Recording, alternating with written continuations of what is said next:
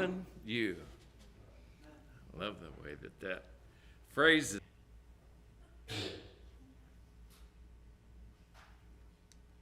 There we go. In our key verse is verses 52 and 53, because this is the end of the story of Abimelech. And so I'll give you a preview of the end. If you've already read it, then great. But Abimelech came under the tower.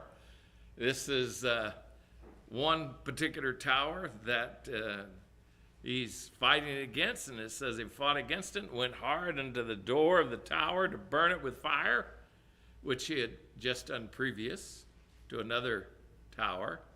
And a certain woman cast a piece of millstone upon Abimelech's head, and all to break his skull. Now, you'll find out it didn't kill him right away, though. But he knows he's done for.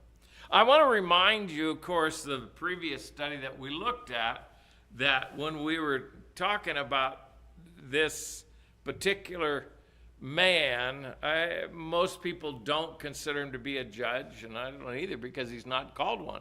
In fact, he seized power and control and had the men make him king. All the men of Shechem, I don't know if that verse is up here next.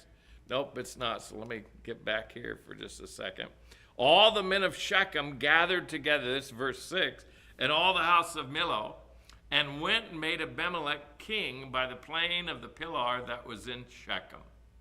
And we're again to remind you that Abimelech was the child of a concubine of Gideon's, and that she was at Shechem. And it appears to be that this man had an aspiration to rule. And I think he was an opportunist in the fact that he took advantage of the situation, in the fact that there was talk about a king. And so he kind of put himself in there, told them, hey, you go around and talk it up, and they installed him as king. And after he did that, he killed his stepbrothers, 69 of them. One left alive. If you remember, too, chronologically, he's right in between Gideon and Tola. And his reign is for only 3 years. And I did mention to you that at least in chapter 9, the outline that we had was verses 1 through 3, his wicked aspirations. And then verses 4 through 6, his vicious ambush. That had to do with the killing of Gideon's sons. And then Jotham, who was the youngest of the sons of Gideon, was able to escape and then stood up on a mountainside and was able to yell out to the men of Shechem and warn them with a very strange story about trees. Fig tree, an olive tree, and then a vine, the fruit of the vine. And none of them would become rulers over the trees, and so they asked a bramble. And remember, a bramble is not worth anything. It's worth only to burn. That's about it. Then tonight we're going to be looking at Abimelech's deadly downfall. This is the longest portion of it. And then just a small portion at the very end. You could have just made this all of that last section, but I used that to cover Jotham's curse comes true. Now, in this narrative, as it progresses, Abimelech appears to be in complete control and have some sort of power and success, but it's only for a short time. And when we look at these verses, let's go ahead and read verses 22 and 23, because you get the gist of it right away. And when Abimelech had reigned 3 years, over Israel, then God sent an evil spirit between Abimelech and the men of Shechem, and the men of Shechem dealt treacherously with Abimelech. Again, just for notification's sake, we talked about him. It doesn't say he judged Israel for 3 years. He reigned over Israel. And the word that's there refers to a tyrannical rule. In other words, ruling by force. It's a different word than you see elsewhere. And even when he asks to be made ruler, he promises to govern, but he ends up doing it with force. The people didn't cry out even over this and what he was doing, but God took action. Now, when you look at this, you can look and see, then God sent an evil spirit. Is this an actual demon, or is this just a spirit of treachery? Most will agree that this is some sort of mischief caused by an evil entity. Now, again, we don't have the clarity of it here, but we do know that the Spirit of the Lord came upon Othniel. We also know that Gideon, it says that the Spirit of the Lord came upon Gideon. In other words, he empowered them. He helped them to rule. And you'll see that in other scriptures with other men. An evil spirit now was sent among the men of Shechem and Abimelech to create the trouble.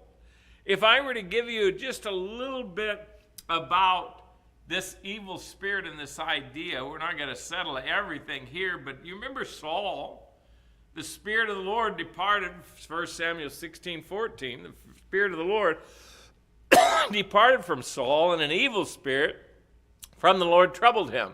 Now, I do want to make sure that we understand, too, that a lot of times the Holy Spirit would come upon a person. We're not talking about indwelling them. We're talking about empowering them for their position.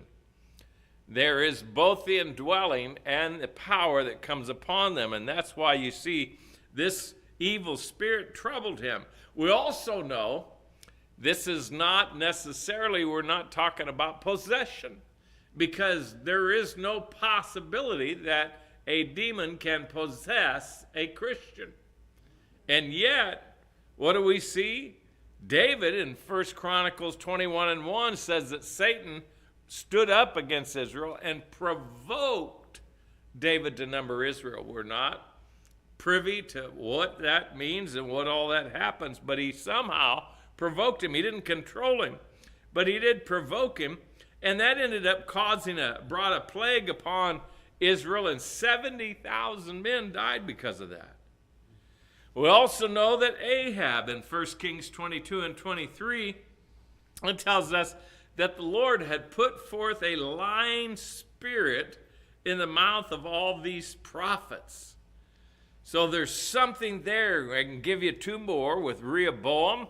When he became king, the people asked for tax relief. In fact, they asked for a lot of relief, but he wouldn't listen to them. And in fact, it says the king would not hearken unto the people, and for this cause was from the Lord, that he might perform his saying, which the Lord spake by Ahijah the Shilonite unto Jeroboam the son of Nebat. For the cause was from the Lord. He wouldn't hear him. Why not? Because the Lord did something again, that he moved upon him. And then, of course, you got to know and remember about Job. Job did not instigate that trouble. How did it come about? The Lord said unto Satan, could I bring your attention to Job, please? Hast thou considered my servant Job, that there is none like him in the earth, a perfect and upright man, one that feareth God and escheweth evil?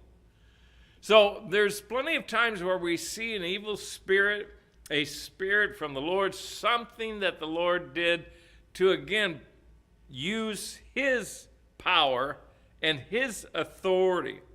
So the evil spirit, in this case, had a purpose, and it's revealed in that. Again, if you look at it, the men of Shechem, it says, dealt treacherously, or another word we might use is deceitfully, with Abimelech as a result. The case is that they simply turned their backs on him. They rebelled now against his assumed power and his authority. This evil spirit, or a spirit, stirred up strife, jealousy, hate, deceit, breaking of laws, dangerous acts, thievery, and it stirred up conspiracies. Now, really what we are seeing here is the exposing of the supernatural realm. It's real. We have to understand that. There are demons, and they do get involved with the human race. Jotham, and let me go back to and remind you that we should know that God does not cause evil, but he does allow it. And he overrules it. And he causes whatever evil is out there for it to perform his justice and his holy purpose to come about. Again, how all that works, I'll let you wrestle with that.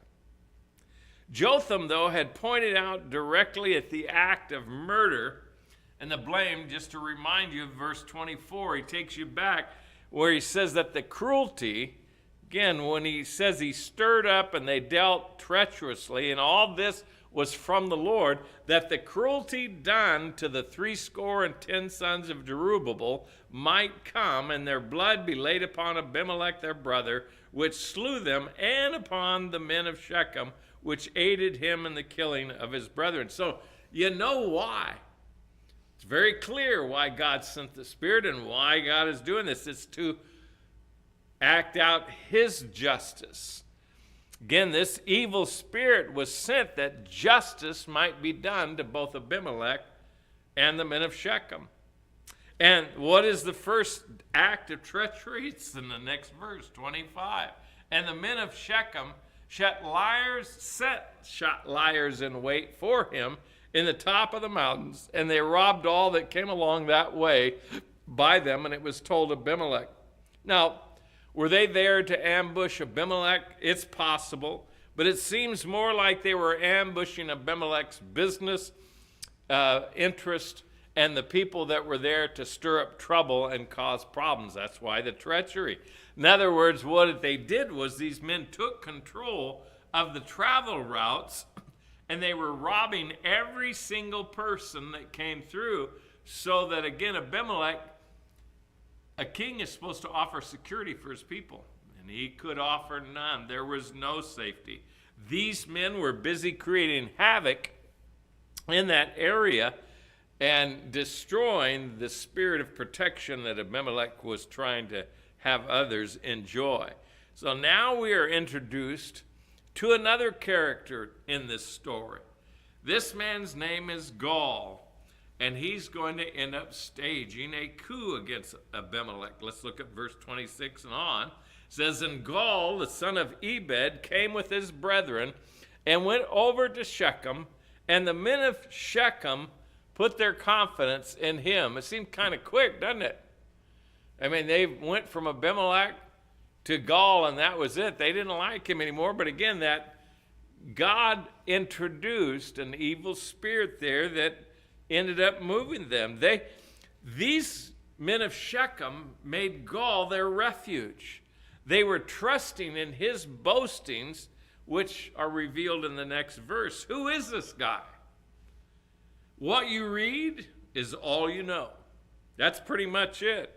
He was also seems to be an opportunist, and he took advantage of the spirit of the men of Shechem to advance himself and his family as a means of removing the rule of Abimelech and inserting himself in that place. Verse 27, and they went out into the fields and gathered their vineyards and trode the grapes and made merry and went into the house. That's not Jehovah. They went into the house of their God and did eat and drink and cursed Abimelech. What they're doing is they're showing their true colors. They're showing their idolatry. And in this state, they were willing to accept evil and rejoice in evil. They were moved and motivated by an evil spirit, and I believe with alcohol, and they were worked up into a fevered pitch of hate.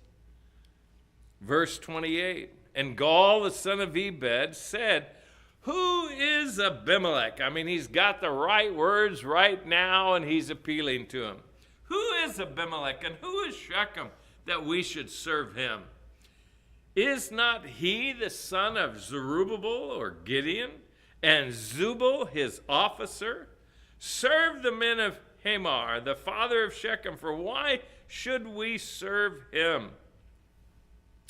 Again, he was called the king of Shechem, and again, even when it said who is Shechem, that's talking about Abimelech. And Zubal is his general or governor of that particular city who ruled locally under Abimelech, and we'll see him a little bit more.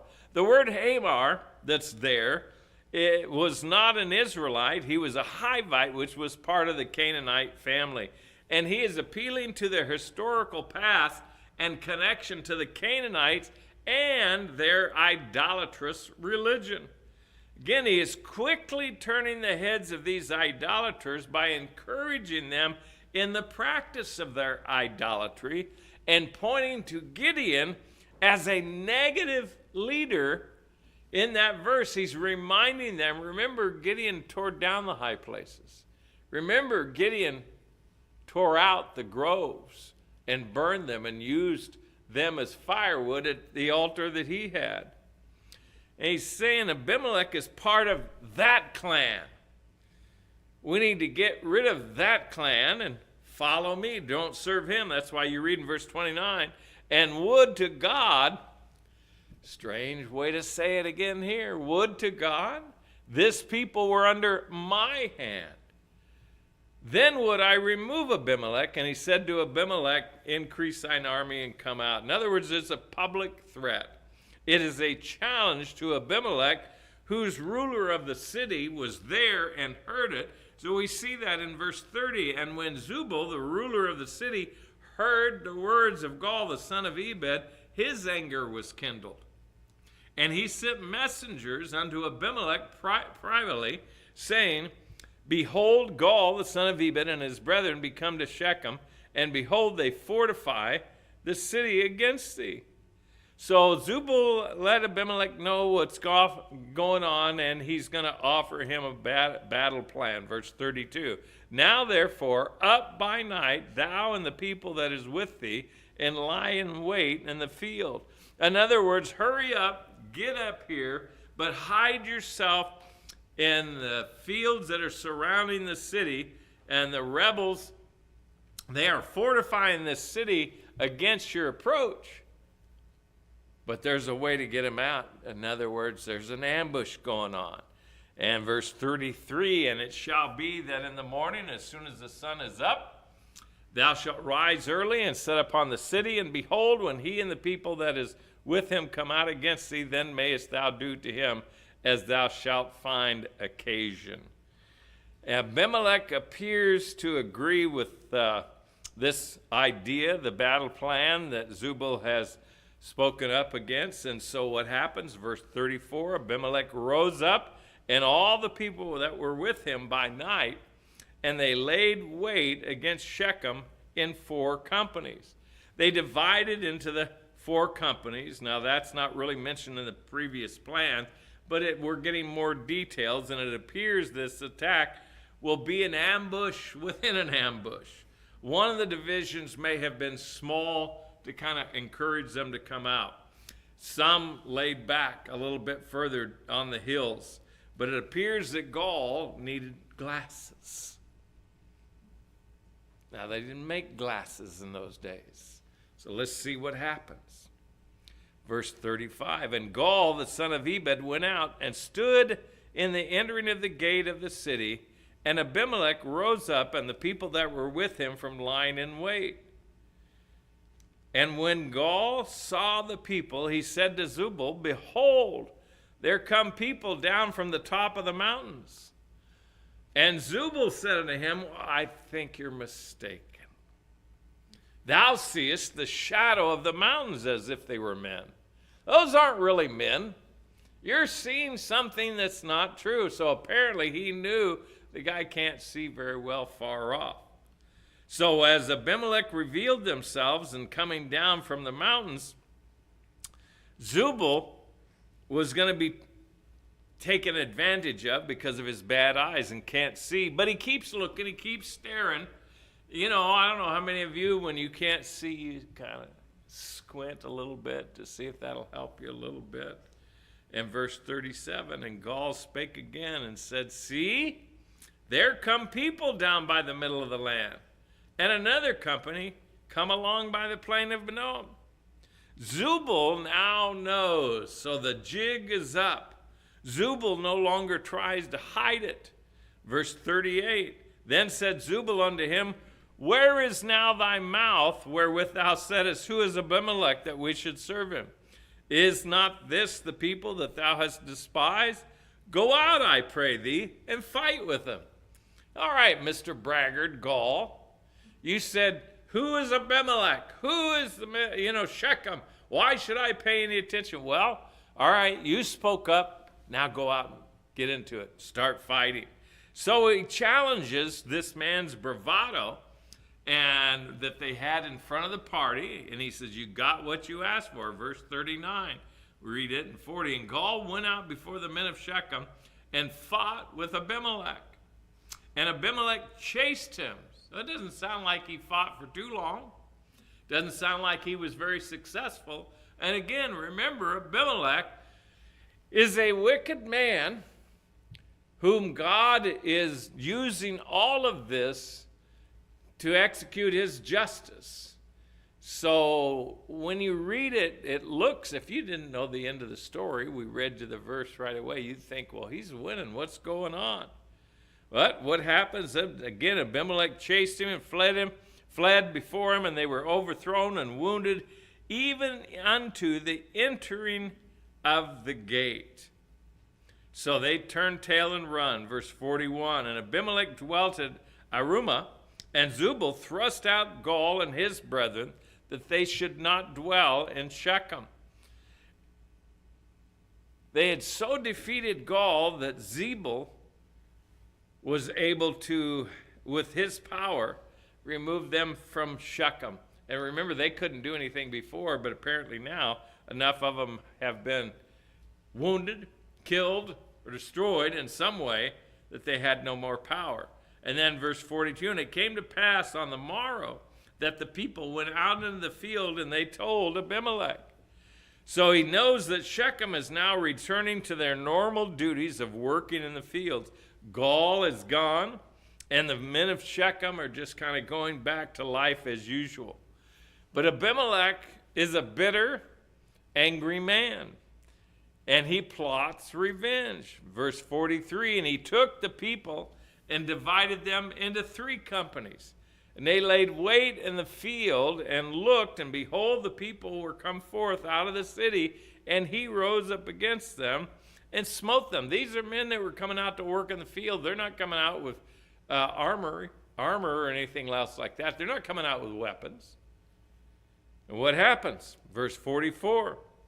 And Abimelech and the company that was with him rushed forward and stood in the entering of the gate of the city, and the 2 other companies ran upon all the people that were in the fields and slew them. This ambush was the final fight. And Abimelech fought against the city all that day. So it wasn't a quick win, but he did fight against them. They were a fortified city, and they took the city and slew the people that was therein, and beat down the city and sowed it with salt. That tells you again how cruel. This was a method that the older military different groups would do to a city they conquered if they didn't want it to be repopulated. By sowing it with salt, it was ruining the ground so that nothing would grow on it. It would be a desolate area. He's ruining the land, but there are some survivors. Let's go to look what happens. Verse 46, and when all the men of the tower of Shechem heard that, they entered into a hold of the house of the god Berith. Again, we've already seen what happened twice now. They've gone into the fortress, if you will, or under the control of their foreign gods, their heathen gods, and they go into that temple to find safety. So they enter into this idolatrous center of worship. And it was told, verse 47, it was told Abimelech that all the men of the tower of Shechem were gathered together. And Abimelech gat him up to Mount Salmon, he and all the people that were with him. And Abimelech took an axe in his hand and cut down a bough from the trees, and took it and laid it on his shoulder, and said unto the people that were with him, what you have seen me do, make haste, and do as I have done. So you can kind of get the picture that they're up and they're chopping down some branches, usually with a lot of dried leaves over their shoulders is what they're doing. And they can figure it out, and he's telling everybody else to do the exact same thing. So verse 49, and all the people likewise cut down every man his bough, and followed Abimelech and put them to the hold. In other words, they chased them into the particular location, and they set the hold on fire upon them, so that all the men of the tower of Shechem died also, about 1,000 men and women. Again, it shows you how cruel this man is. He had planned on this. He was planning on burning people alive. I can't imagine anything more cruel or vindictive than what this man is doing. Burning people alive is just about as cold as you can possibly be. This is the last stand of those survivors. But there's another little town, just part of what they had already with Shechem, called Thebez. And now let's look at that. Then went Abimelech to Thebez, and encamped against Thebez, and took it. But there was a strong tower within the city, and thither fled all the men and women, and all they of the city, and shut it to them, and gat them up to the top of the tower. Verse 52. And Abimelech came unto the tower and fought against it, and went hard unto the door of the tower to burn it with fire. So he does the same thing here, basically, that he just did with the men of Shechem. And he's, of course, expecting the same outcome. Now, if you remember, too, with both of those verses about the fire, remember what Jotham's curse was. That if you're not telling me the truth, then Abimelech's fire is going to come out of him and burn you up, and fire is going to come out of Shechem and burn Abimelech up. That was his curse. And so the curse actually mentioned, it says, let fire come out of the bramble and devour the men of Shechem. Then we remember Jotham also said, let fire come out of Shechem and devour Abimelech. But then the unexpected happened. Verse 53, and a certain woman, one,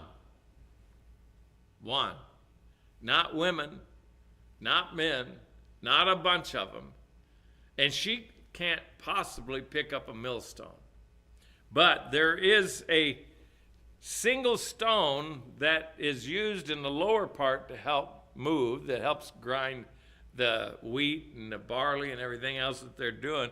Or it could be that there was a broken piece. Whatever it was small enough for her to be able to lift it up, and they're up in this tower, but it's heavy enough that what does she do? A certain woman cast a piece of millstone upon Abimelech's head, and all to break his skull. Now, you know, she didn't aim. This was God's aim. I mean, she may have aimed, I don't know, I shouldn't say that, but I don't think so. And besides, you probably couldn't hit it even if you wanted to. But Abimelech had killed his brothers on a single stone. Remember that? He'd taken each one of them out and killed them on that one single stone. And it is a single stone that now crushes his skull and causes his death. Now, some say that this stone could have weighed between 4 and 6 pounds. I have no idea. I know that I always think, because I used to work in a bowling alley for a while, you can pretty easily pick up a 16-pound bowling ball. Maybe it was a little bit lighter. I wouldn't think it would be, but when you're dropping something 10, 12 pounds from a tower, that's going to crush whoever is there. But afraid of dying in disgrace. Strange thing. A lot of people care about what happens after they're dead. Not to them, but to their body that's left behind. You ever see a lot of people will be concerned, well, I can't be put in a casket. Or I can't be put on fire. I can't do. Listen, it's not going to matter what happens to your body. You better be more concerned for your soul. But afraid of dying in disgrace, he sought to cover the shame of his death. Notice what happens, verse 54. Then he called hastily unto the young man his armor bearer, and said unto him, draw thy sword and slay me, that men say not of me, a woman slew me. He's worried about his legacy.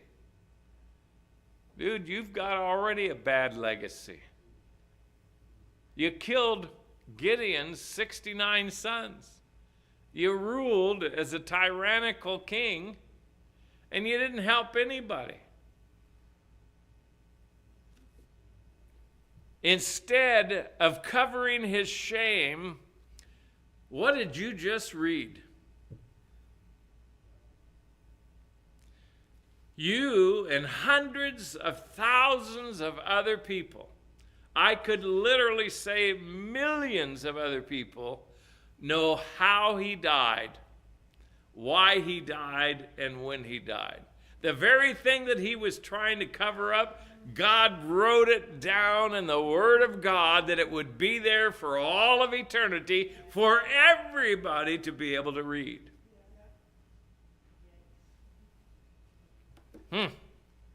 What happens next?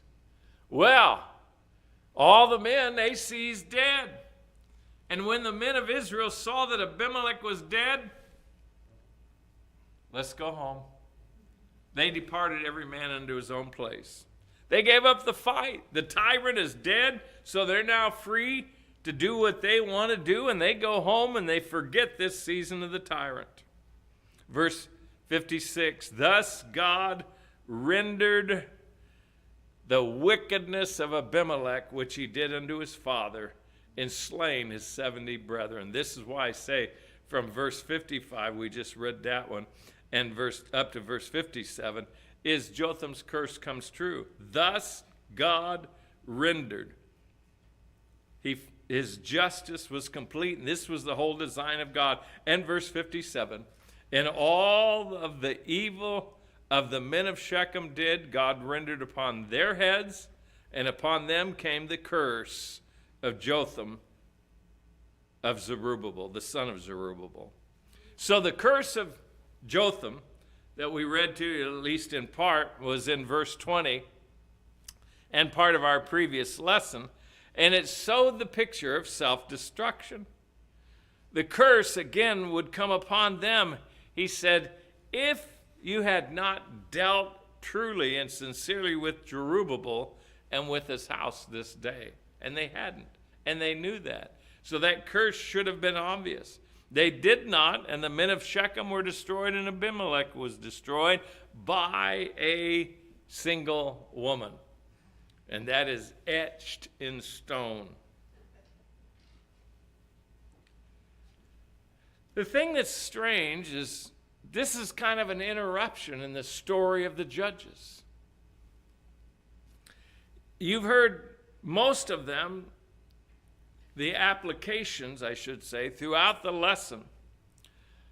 And God is giving us a complete view of the days when the judges ruled. That comes from Ruth chapter 1 and verse 1.